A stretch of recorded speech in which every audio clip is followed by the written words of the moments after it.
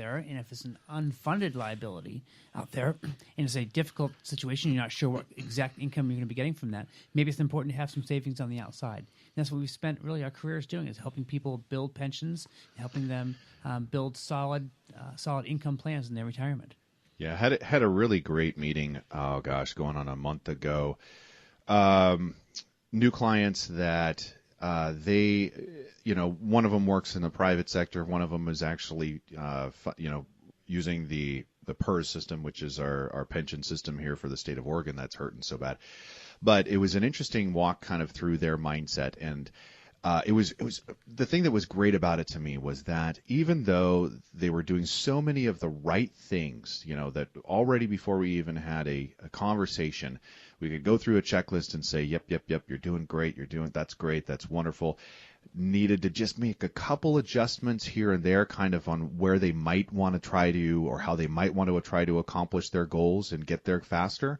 But one of the things that I loved about what they were doing is that they were not looking to that PERS for all of their retirement, or Social Security for all of their retirement, or you can insert XYZ, whatever the factor is that the mindset goes to. I'm going to rely on that for my retirement. That's what's going to get me through. There was none of that happening for them, and they were all about creating their own independence, and they were taking ownership for their future. They weren't looking to a system that had been created outside of themselves that they just felt like, well, that was going to work, and that system was, is promised them to work for them. They were looking outside of the system. They were looking to themselves to take ownership over their lives and their futures.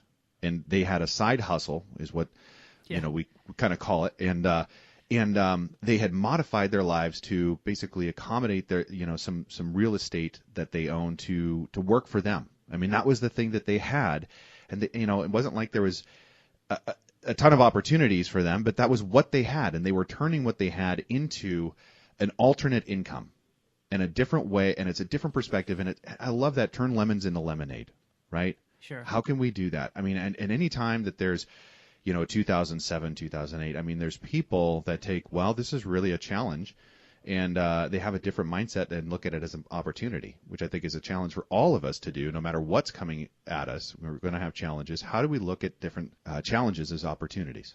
Well, I think the challenges in the opportunities, just thinking through this, there's so much downside to this story, right? And so, a lot of people are sitting here probably listening, saying, well, if the market crashes and the pensions crash and this, that, and the other thing, there's going to be a balance in something here. There's going to be a way out.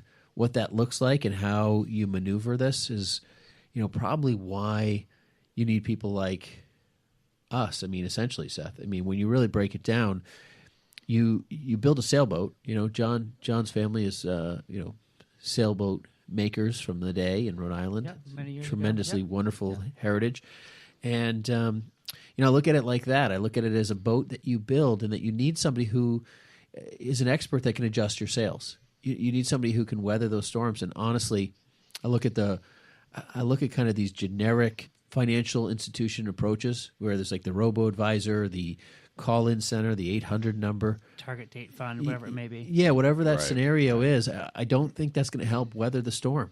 It's kind of like if you know you have an east-west wind, well, it's great if you have a computer adjusting your sails for you, but if you don't know somebody who's going to see a storm coming and be able to caution you or warn you to adjust and redirect, that's a real problem, because we have a lot of storms that are looming around us that we need to really be agile enough and flexible enough to maneuver and to handle it.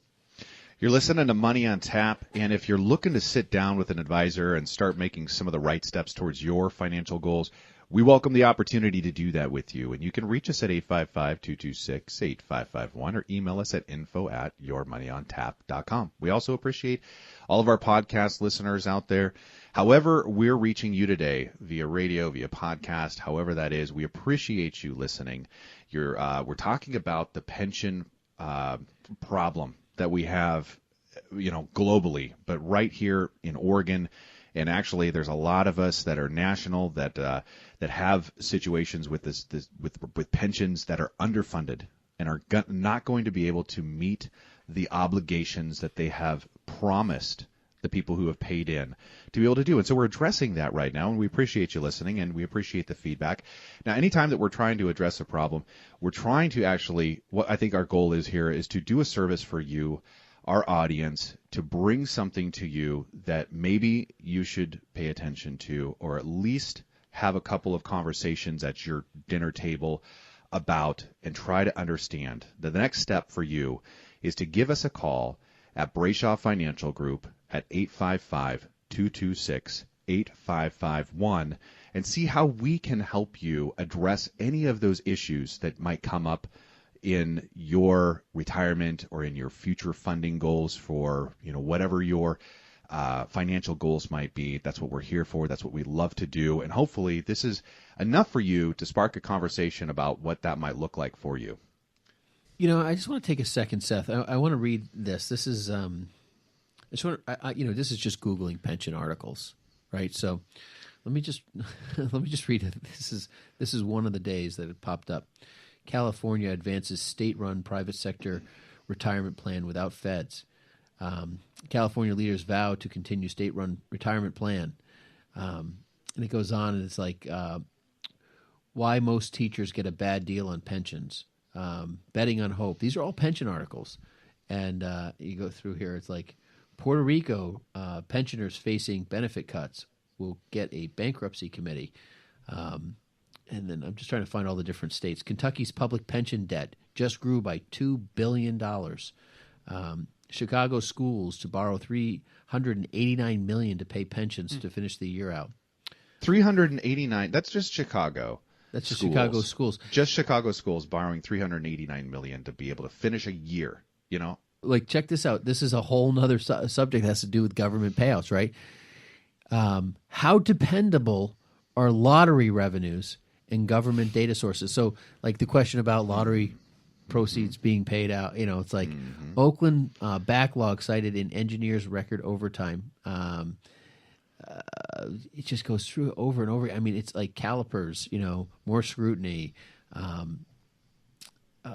Texas versus California update regarding pensions. It's just article after article after article here about pension problems. More pension rate hikes needed for calipers. Connecticut's got a huge pension problem. If you're not aware of Connecticut's pension problem, that's a big boy right there. But and I think California's is very well known. But Andover, Massachusetts taxpayers are on the hook for the retiree pension and health benefits. It's just over and over. Why fat pensions are just a tiny part of Illinois' pension crisis. I can't. There's no lack of material here to go through on all the different states and all the different scenarios, and that's why I think it's really important. And I've talked to so many people who have these pensions, and and every once in a while you get a letter about a buyout, and you might get one now, and you might get one 5 years from now or 2 years from now, and they keep popping up every once in a while, and some are actually stronger than others. Maybe they had a little bit of a bounce in their portfolio and they need to do it. These are things that you should really take seriously. You should really evaluate in a way that, honestly, 10 years ago, 15 years ago, people would bring pension stuff and be like, hey, that's great. You got a pension? That's fantastic. Right. Now I'm Not like... so much anymore. No, I really don't have that feeling at all anymore. I'm very scared for people who have pensions and are counting on it, who don't have 401ks, who worked for unions, with Obama's, the Pension Reform Act of, 2014, the Multi-Employer Pension Reform Act. There's a lot of... Our government knows it, but it seems to me that everyone's waiting for it to crash around them and for them not to address it. They want to see the crash and say, well, I'm going to react to the crash because I don't want to be responsible for... That would be requiring to be proactive as opposed Yeah, to reactive. if I'm proactive, I'm going to create pain, and I'm not going to get reelected, and I'm not going to address the issues. But if I'm reactive, then I'm the guy coming to the table with a solution, maybe, or trying to help the problem. Corporate pensions in the United States are in trouble, with the top 25 underfunded plans in the S&P 500 alone accounting for more than $225 billion in underfunding at the end of 2015. Both states but states and municipalities are even in worse shape. And there's an article from the Post and Courier in Charleston, South Carolina, estimated that South Carolina's shortfall alone was $24.1 billion, more than triple the state's annual budget. Yeah. It's Well, huge. according, this is not us. These are this is Stanford research that takes a look at 649 pension plans. Now this is in 12 months to June 2015. But what they account for, what they find is that there is no U.S. city or state that is running a balanced budget for their pension schemes. And Ben, I stole that from you. Yeah, you did. I know, but you said it earlier, but I said it better. Yes, you're right. But I mean, so it's. I mean, if you think, if the thinking is that well, they're talking about Oregon, they're talking about Connecticut, they're talking about all these places that I just don't live, and that's not my situation, that's not my circumstance. Well, you're probably one of the 649 that Stanford researched out there that basically is saying they're just not running a balanced budget on that program. And eventually those deficits come to a place where our court system, I think you mentioned the 2014 was the Obama budget relief or the Pension Relief Act, where basically we're seeing these private pensions from companies. Take United, great example, right? They had a pension program. They said, nope, we don't have to pay that anymore, right? And then there's the belief that this is not going to affect us is systemic to, I think, society and us being all included in that. And we're starting to have that change from 10 years ago where we said pensions are wonderful, great, you've got it. We love seeing those guarantees too. Let's try to take a look at this from the perspective of caution.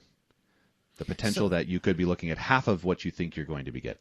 So doom and gloom kind of in a way, but what can you do about it? You're not going to be happy about it, but it's really what you need to do is when it comes to your retirement planning, consider underweighting your pension payments that you expect to receive, especially if yours is underfunded. So when you're looking at your retirement sources of income... What do you think that should be, though, John? Well, you're going to have to count on a lot less, especially if it's underfunded. So you need to do your research. In fact, if you have a pension, examine it. If you haven't yet retired, most pensions give you an opportunity to elect how your pension will be received. So if you have the option to receive a lump sum payout on the front end instead of a pledged stream of income, you may consider taking that option, taking that lump sum. But also remember, it's very, very important what you do with that lump sum to make sure that you take a proper payout. Make sure you. Get good advice I would with even that. actually encourage you to go to that extra mile and just find out how far underfunded it is. So if it's supposed to be funded at $10 billion and it's only got $5 billion in it, well then take 50%, because if the thing crashes, you're only going to get 50 cents on the dollar. Yeah. That's kind of where I would start with, and anything you get above and beyond that, what I would do is I would count on half the pension, and then put the additional that you get in maybe in the early years, put that away, because if it gets unfunded at 60% off or 70% off, where the PBGC comes in and you're at 25 cents on the dollar, then you have a little bit of offset for yourself. I think that we find as a whole that companies really aren't offering pensions anymore. And one of the reasons for that is the fact that this very problem that we're talking about today. So what companies have done, rather than offering a pension plan, is they offer a 401k plan where you're allowed to defer money from your paycheck every single week, every single month, however you get paid. And the responsibility really goes back on yourselves. And that's really kind of how it works. So when it comes down to it, you can't really rely on anyone else. You really need to rely on the savings that you have done. And that's what really we spend a lot of time doing, is helping people put together a game plan for their retirement, not necessarily counting on others, but counting on the savings that you have done on your own. And we help them do that most efficiently. That's really what our job is to do. Yeah. You're listening to Money on Tap. And if you're looking to sit down an advisor, you can reach us at 855-226-8551. We're talking about pensions in the United States of America and globally, and what some of the crisis might be around that. But we're going to take a quick break. We'll see you in a couple minutes. We'll be right back. John Ryder gives us a better understanding about pensions on this Cliff Notes edition of Money on Tap. Pension can be a very, very valuable thing for a retiree. Many people aren't aware, hey, if you're getting a pension, for a couple $1,000s a month, do you realize how much money the actual company has to have put aside